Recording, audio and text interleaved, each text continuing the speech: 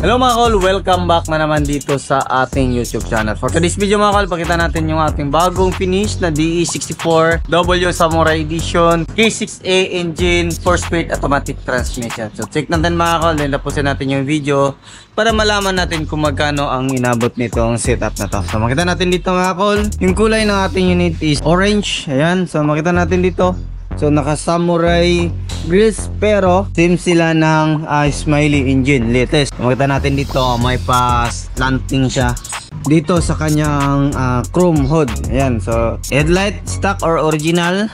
So H4 halogen. Ito yung signal light, then park light. Then meron tayong steel bumper. Then sa mga Samurai edition na ganito mga kol is wala siyang fog lamp, so nilagyan natin visa request ng ating client. So makita natin dito naka fully tinted yung unit natin mga kol. Yan, so makita natin dito fender light. Then naglagay tayo ng fender dito para hindi maputik yung body ng ating minivan. Makita din natin dito naka 13 inches na mud terrain tire, 165 by 80 R13 yung sukat. Brand new tire, brand new mugs. Ito yung design na napili ng ating client. Disc brake yung harap, coil spring with lower arm. Naka fully undercut yung unit natin. So makita natin dito, mataas na yung kanyang ground clearance na yan. Kompleto tayo sa rim visor. Tapos dito, stock lang yung ating mga handle.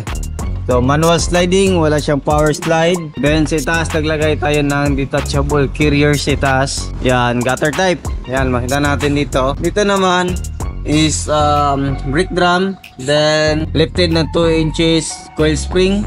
Meron siya differential dito sa likuran mga kol. Yan, makita natin dito. Ito yung tail light ng ating DE64W. Ito yung ating park light at saka brake light, reverse light at saka yung ating signal light. Then dito naglagay tayo ng full aluminum ladder, so premium, magaan. Dito makita natin yung back glass ng ating minivan is buo na po siya mga kol. Dito naman naglagay tayo ng every wagon emblem, Suzuki emblem. Kompleto tayo sa wiper sa likuran. Meron siyang third light dito. Tapos dito makita natin meron tayong step board, plate holder para hindi mabin yung plaka natin. Meron tayong camera at saka sa stereo din sa dashcam. Pasok tayo dito sa loob. Ayan, so makita natin dito mga kol, brand new na yung mating natin. Tapos dito meron tayong upuan sa likuran, kasi yung dalawang bata magkabilaan. Then at the same time pwede natin gawing storage box. Then yung ceiling natin is bago na din, naka plastic cover yung gilid natin. Ayan, so sa harap natin is naka captain seat. So silipin natin yung captain seat niya mga kol. Yan, dito makita natin captain seat. Ito yung design na napili ng ating client, napakaganda. Balik tayo sa kabila para mas maliwanag. Kita natin yung ganda ng upuan. So meron siyang headrest, tapos meron siyang armrest with cup holder. Yan, pwede na natin yan i-fold. Din dito naka brand new matting, nakabalot ng plastic. Check natin sa kabilang side. Yun, oh. So high roof pala to mga kol na unit. Makita natin dito meron siyang jack, tie range at saka riser. Ayan, so riser ng jack. Then yung battery pala natin is nandito sa likuran. Open lang natin to. Yan, nandito yung battery. So nasa likuran yung kanyang battery. Yan, dito nagpalagay yung client natin ng extra mini fan. Tapos ito ilaw, goods, function, lahat. Dito naman tayo. So brand new na yung cover natin dito. So halos DE64 natin, basta pangit na tingnan. Bago na yung nilagay natin dito. So dito all power, auto fold and retractable yung ating unit. So check natin. Yan, goods, function yung auto fold natin, goods. Then yung retract natin, ayan, goods. So function lahat. Kabilang side, right side. Ayan, so goods, function lahat. Dito naman meron tayong headlight adjuster, then yung switch ng ating fog lamp. Then makita natin sa front seat natin mga kol, meron siyang headrest. Ito yung design na napili, napakaganda. Tapos yan, meron siyang armrest, pwede natin yan i-unfold or i-fold. Then makita natin meron tayong cup holder, meron tayong mga extra lagayan. Dito na tayo. Makita natin, ito yung ating legroom. Ito yung ating accelerator pedal, brake pedal, din yung ating parking brake pedal. Ayun, oh. So yung ganito mga kol, yung conversion na gamit natin is secondary gearbox. o yung tinatawag namin na baki-baki. So from right hand drive is nilipat natin dito sa left hand drive gamit yung secondary gearbox ng Kia Bungo. So yung pangilalim natin or yung ating steering stock, yung ating suspension stock walang mabago.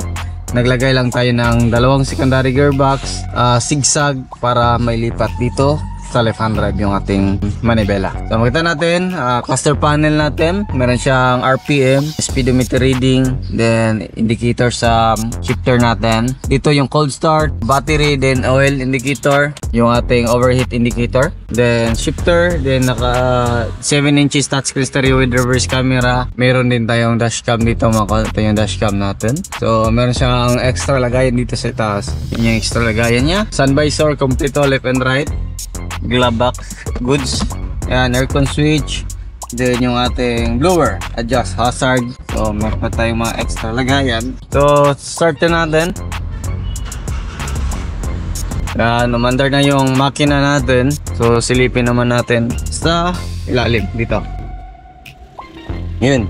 So ito na yung makina natin. So P6E engine, 660cc, 64 horsepower, 12 baud, naka-timing chain na siya mga call. AFI, so makita natin meron siyang injector sa dalawa, tatlo. So kailangan siya ng pressurized pump. So yung bomba nito sa kanyang gasolina is nasa loob ng tangke. So nakababad siya sa tangke. Tapos ito naman yung turbo natin. First start to, makita natin naka cold start. Then makita natin yung ating turbo. Dito yung ating ignition coil at saka spark plug. Ito naman yung ating oxygen sensor dalawa. Then makita natin dito yung ating ECD bulb. Dito tayo mag-refill ng ating engine oil.